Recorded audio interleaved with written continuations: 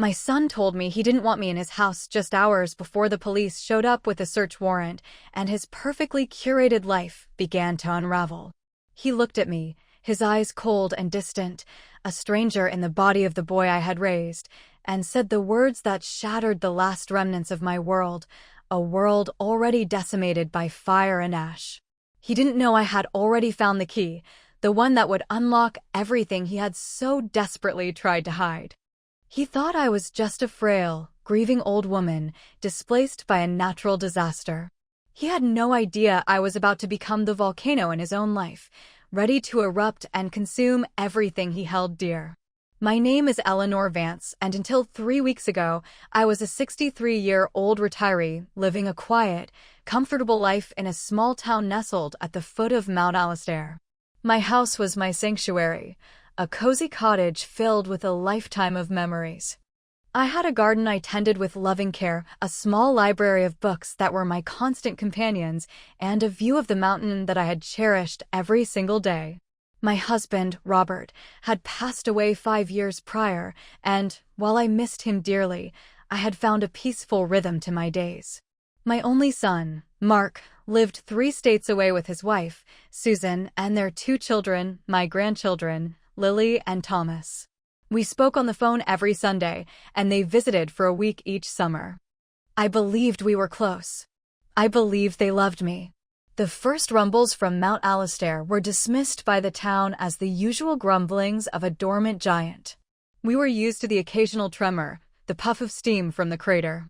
It was a part of life, a reminder of the power that slept beneath us. But then the grumblings grew into a roar. The tremors became quakes that rattled the windows in their frames. The sky began to darken with a fine gray powder that coated everything in a ghostly film. The evacuation order came suddenly, a blaring siren in the middle of the night. I had only minutes to grab what I could, a small bag with some clothes, my purse with my identification and a few $100s in cash, and the small, ornate wooden box that held Robert's wedding ring and my most treasured photographs. As I drove away, my rearview mirror was filled with the terrifying image of the mountains spewing fire and smoke into the night sky. I didn't know it then, but that was the last time I would ever see my home. For 2 days, I lived in a shelter, a crowded gymnasium filled with the lost and the displaced. I watched the news on a small television, my heart sinking with every report. My town, my street, my little cottage with its beautiful garden, it was all gone, buried under a thick blanket of molten rock and ash. My entire life had been erased. When I finally got through to Mark, his voice was filled with what I thought was concern. "Mom, thank God you're safe," he had said. "Don't worry about a thing. You'll come and stay with us. We have plenty of room. This is your home now." Relief washed over me, so potent it almost brought me to my knees. In the midst of utter devastation, my son was my lifeline. I used the last of my cash to buy a bus ticket for the 2-day journey to a city. As the bus wound its way through the country, I clutched the wooden box to my chest and dreamed of my grandchildren's hugs, of the comfort of family. I imagined settling into their guest room, helping with the kids, and slowly, piece by piece, rebuilding my life. The reality of my arrival was a cold, sharp shock. Mark and Susan were waiting for me at the station. There were no hugs, no warm smiles. Susan stood slightly behind Mark, her arms crossed, a tight, strained expression on her face. Mark's greeting was stiff, perfunctory. "Mom, you made it. Let's get your bag." The car ride to their house was shrouded in an uncomfortable silence. I tried to ask about Lily and Thomas, but my questions were met with short, clipped answers. The house was a large, modern structure in a wealthy suburb, far grander than I had imagined from the photos they'd sent. Inside, everything was immaculate, a sterile landscape of white walls, glass tables, and minimalist furniture. It felt less like a home and more like a showroom. The guest room I had been promised was a small, cold space in the basement, next to the laundry room. It contained a narrow cot, a small dresser, and nothing else. There were no pictures on the walls, no lamp on the nightstand. It was a clear message: you are a temporary inconvenience. Over the next few days, I tried to make myself useful. I offered to cook, to clean, to help with the grandchildren. My offers were politely but firmly rejected. Susan would say, "Eleanor, please, just rest. We have a system." The system seemed to involve keeping me as isolated as possible. The children were kept busy with activities, and my interactions with them were brief and supervised. I felt like a ghost in their perfect house, haunting the edges of a life I was not welcome in. The conversation that changed everything happened a week after my arrival. I was in the kitchen, making myself a cup of tea, when Mark came in. He didn't look at me. He opened the refrigerator and stared inside, his back to me. "Mom," he began, his voice flat. "We need to talk." I braced myself. "Susan and I have been discussing things and, well, this isn't a long-term solution. You staying here?" I felt the blood drain from my face. "What are you talking about, Mark? My home is gone. I have nothing left."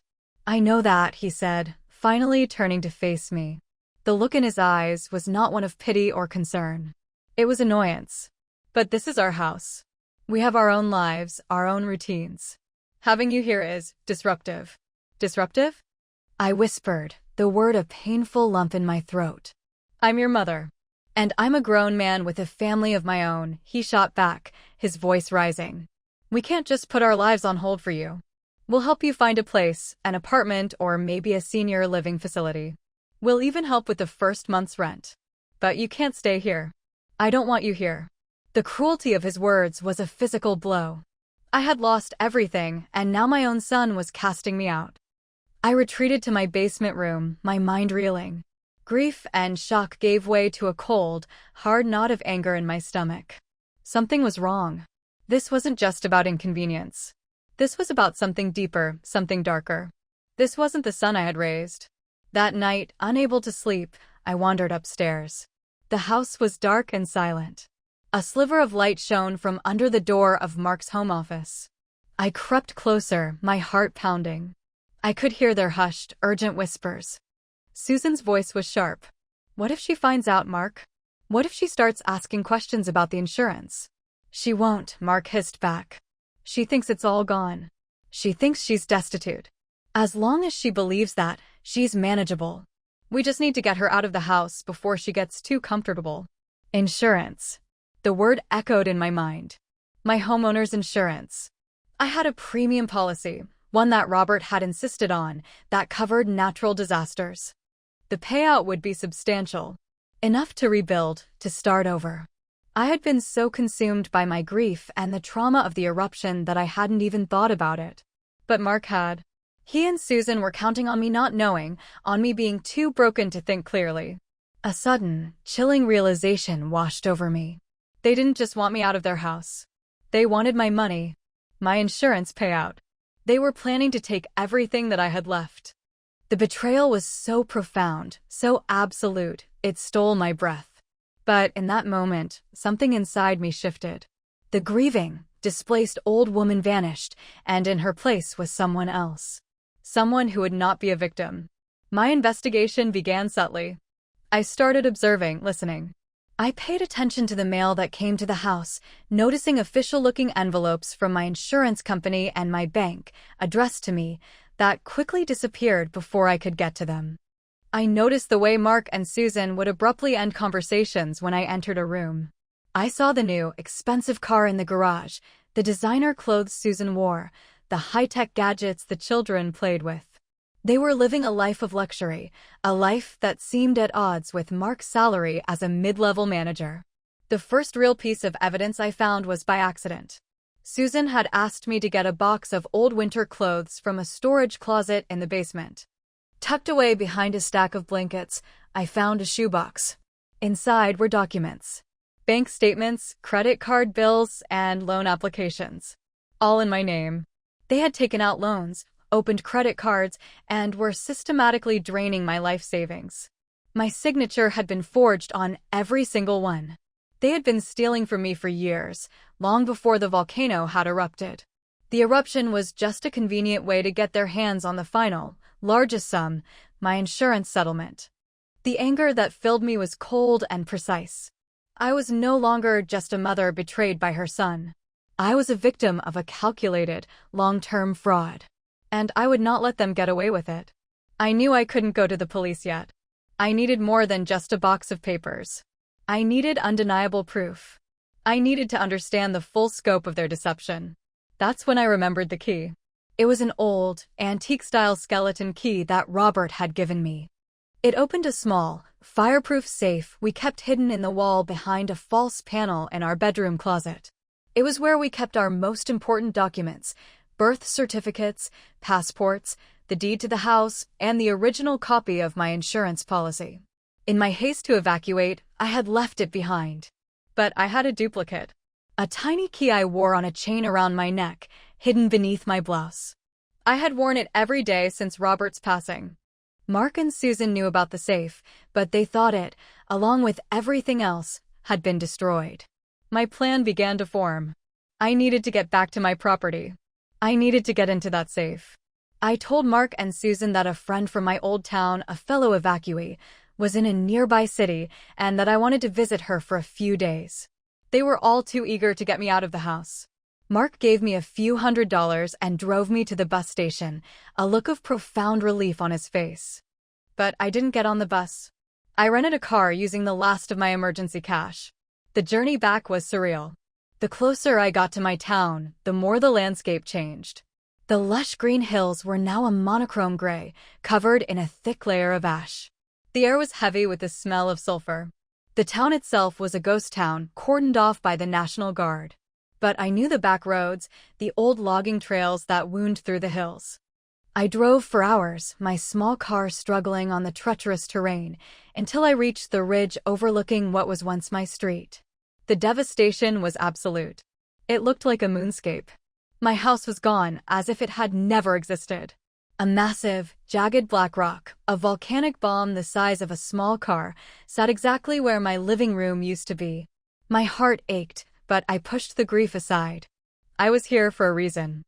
I parked the car and made my way down the slope, my feet sinking into the thick ash. The area was still warm. I found what was left of my property, guided by the familiar shape of the old oak tree in my backyard, now a charred, skeletal husk. The foundation was all that remained of my house. I walked to where my bedroom would have been. The wall with the safe was gone, collapsed into a pile of rubble. For a moment, despair washed over me. Had it been destroyed? I spent the next 6 hours digging through the debris with my bare hands. My fingers were raw, my muscles screaming in protest, but I didn't stop. Finally, I felt it. The cool, solid metal of the safe. It was dented and scorched, but it was intact. I pulled it free from the rubble. It was heavy, but adrenaline fueled my strength. I managed to drag it back to the car. I sat behind the wheel, my body trembling with exhaustion and triumph, the safe on the passenger's seat beside me. Inside this box was the truth. Back in a motel room 2 hours away, I used the key. The lock was stiff, but it turned.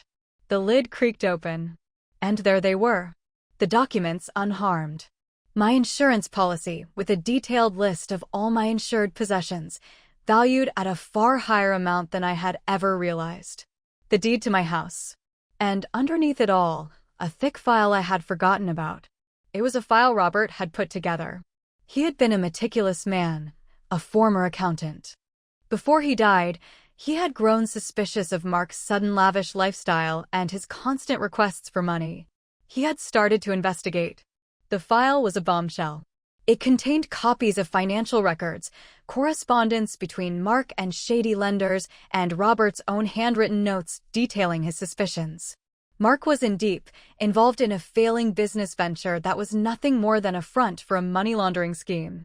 He owed dangerous people a lot of money. My son wasn't just a thief, he was a criminal.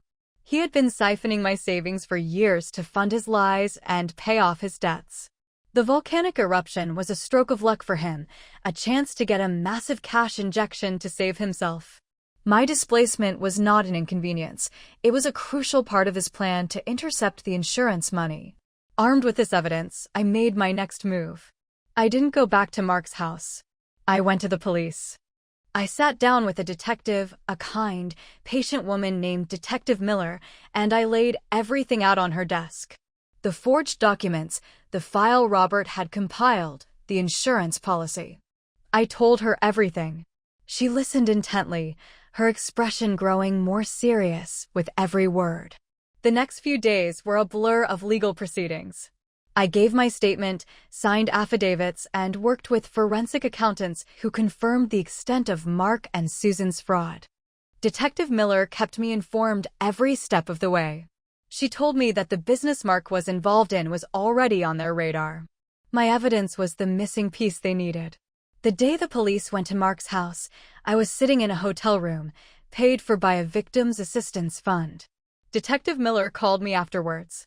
She told me they had arrived with a search warrant just as Mark was telling Susan that he had finally convinced me to sign myself into a care facility, a document that would have given him power of attorney over my affairs. They had found the redirected mail, the forged paperwork, and a computer filled with incriminating evidence. They had found it all. Mark and Susan were arrested on the spot. The news reports called it a complex financial crime ring. They talked about money laundering, fraud, and racketeering. They mentioned my son's name, the respectable suburban family man living a double life. They never mentioned me. To the world, I was just an anonymous victim, an elderly mother who had been swindled. They didn't know that I was the one who had brought the entire house of cards crashing down. The legal battle will be long.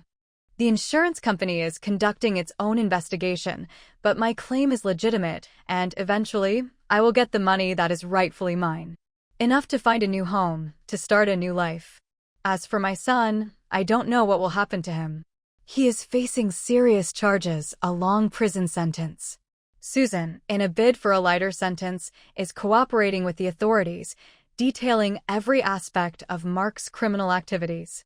My grandchildren are with Susan's parents. I wonder if I will ever see them again. I wonder if they will ever know the truth, or if they will grow up believing their grandmother was a frail old woman who was simply in the way.